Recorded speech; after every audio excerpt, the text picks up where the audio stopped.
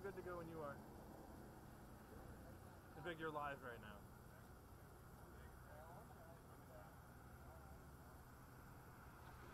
Test. Hey, how's everybody doing? We're going to go ahead and get started. I know we got a little rain, but that's not going to stop us. I'm Stephen Pollock, and I'm with the Tax Cuts Now tour. We're here in Christiansburg, Virginia, and we started this tour a couple days ago all the way back in Dallas. The bus showed up in Oklahoma. We did our first event there, and we moved through Tulsa, across Missouri. We were in Louisville, Kentucky yesterday, and now we're at the Northwest True Value Hardware store here in Christiansburg, Virginia, and we couldn't be happier. Rain or no rain. So thank you guys for having us. I want to say thank you to Walter Vance and his team here at Northwest True Value for hosting us and letting us park this big bus here on their parking lot. So thank you guys. And just a little bit about what we've been doing is we've been barnstorming across the country, and we're going to end up tomorrow at our final destination, which is going to be the steps of the IRS building there in Washington, D.C., and there's no more appropriate spot to finish because we are asking and demanding tax cuts now. There are so many small businesses, and we'll get into this. We'll get into some facts and figures here momentarily. There are so many small businesses across this country, and that we know that's the lifeblood of our economy. That's what our country was founded on, and that's what's going to continue to cause us to see the growth that we expect out of American economy. And so let me welcome and put your hands together for Phil Willard from Job Creators Network. They're the ones putting this whole tour on, and we're so thankful for them. And Phil, come say a few words for us, if you will.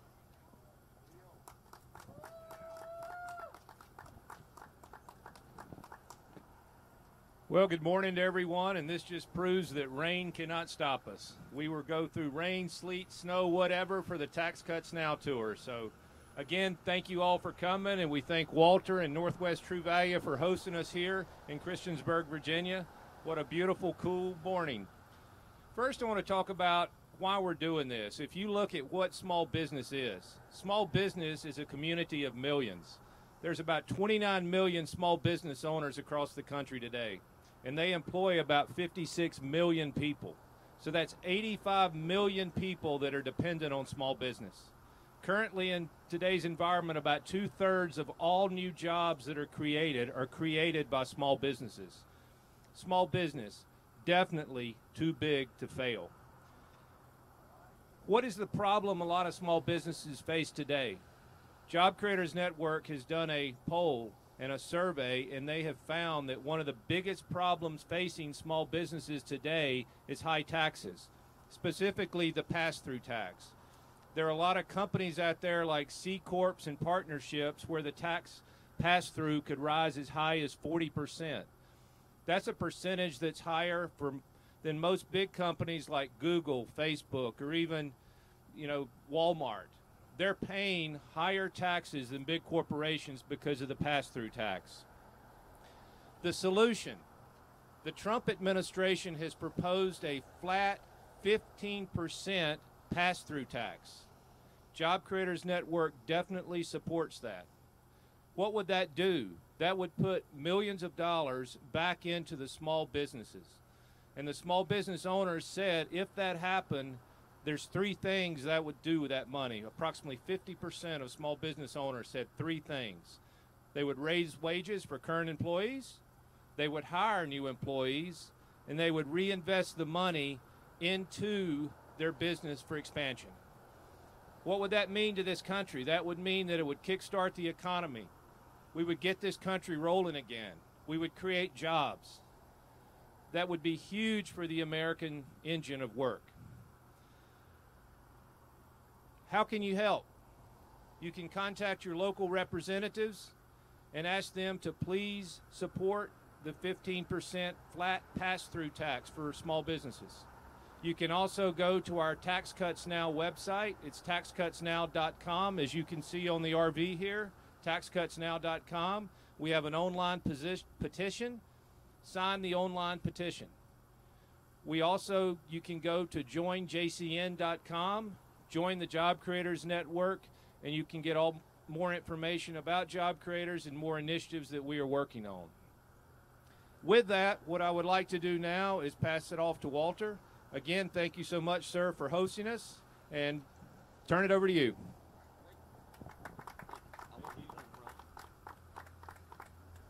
Good morning. On behalf of Northwest Hardware, I want to welcome y'all here today.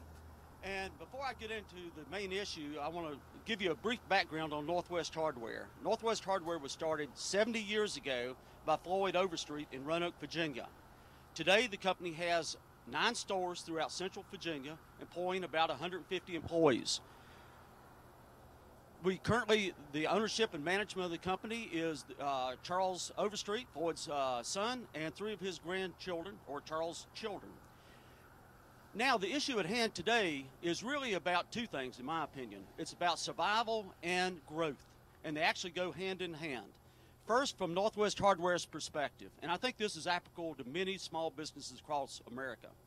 For Northwest Hardware, if we're not expanding our revenue, either internally or externally through new stores, such as this store is our 9th store, we are actually dying by slow degrees. Because what happens is that you have insidious creep on your expenses, whether it's labor cost, healthcare cost, repair cost, your expenses are going up. So if you're not increasing your revenue, either internally or externally, you're dying by slow degrees. Northwest Hardware has been in business for 70 years and hope to be in business another 70 years for a reason. And that reason is obviously we've got to grow to survive. Now, what does this mean for the community at large? Many things. Where we are at today, 3 years ago, was a vacant field. That vacant field had an old house on it that was abandoned, and that was it. 3 years ago, Northwest Hardware bought this vacant field, and then the store that you can see behind us, we invested about $2 million to build this business. First and foremost, what did that do to the local community? We hired a lot of contractors, whether they were electricians, plumbers, brick masons. We had everything from the architects, engineers. It was a shot in the arm for the local community. And then we built the building. We put inventory in it. And then we started trying to sell merchandise to the local community. We're providing a service that the local community needs. Hardware is an item that most folks need in their homes. But also we provided employment. We have not that many employees, but 10 jobs or so at this store. That's 10 jobs that 3 years ago simply didn't exist. Those jobs are people that are now working, paying taxes, and are very much a part of the community that they live. Second or third, as the case might be, is that 3 years ago, this vacant field paid very little in property taxes. Property taxes are the main basis for schools, road development, and things like that. 3 years ago, there was very little infrastructure reinvestment coming from this property. Today, we pay a lot of taxes on the property taxes, then sales tax. Part of that comes back to the community. So there's a benefit for both Northwest Hardware's survival and the community's growth and long-term survival as well. Now, if you look at the company that we are, we have 9 stores, and we hope to grow and keep growing because we want to keep surviving. The main detriment to our long-term growth and growing to our 10th store is cash. Cash, plain and simple. It takes a lot of cash to expand. As I said, $2 million in this building behind us. Where does that cash come from? You have to make money, and then borrow money to expand. As we expand our company, we grow. We help the communities in many ways. But I don't and won't pretend to know about all the issues involved in taxes in D.C. It's a dark hole. We pay an excessive amount of taxes, I know. We pay about 40% state and federal government taxes into this dark hole, and what do we get for it? That you have to question. If you look at all industrialized countries in the world, the U.S. is the highest tax rate country in the world. Where is our money going? I don't know. That's beyond my pay grade. I just know we're paying a lot. If our tax rate dropped, we would be after our long-term survival, and that long-term survival means growth. We would be looking for other communities like Christiansburg to put up a new store. When we put up a new store, what are we going to do? We're going to invest in the local infrastructure through the local contractors, the engineers, the brick masons, the plumbers. They would have employment, getting our store up. Then we would hire local employees, and these local employees may or may not be employed at the time, but we would provide them a good job a job that they can be happy and proud to work at. And in many cases, maybe they were unemployed before. This gets them off the unemployment roll, and now they're producing in the community. This is a win-win for not just Northwest Hardware or a small business, but it's a win for the local community when you expand.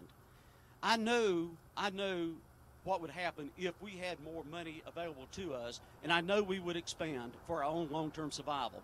I know that it's now time to cut taxes now rather than keep kicking this can down the road. That's what's been going on way, way too long. It's time now to cut taxes. Thank you, and I'm glad to be a small part of this movement.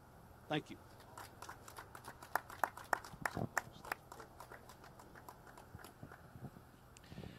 Again, we want to say thank you to Walter Vance and your team here, including, I'd be remiss if I didn't mention Nathan Overstreet, who I know put a lot into this and getting everything together today. And hats off.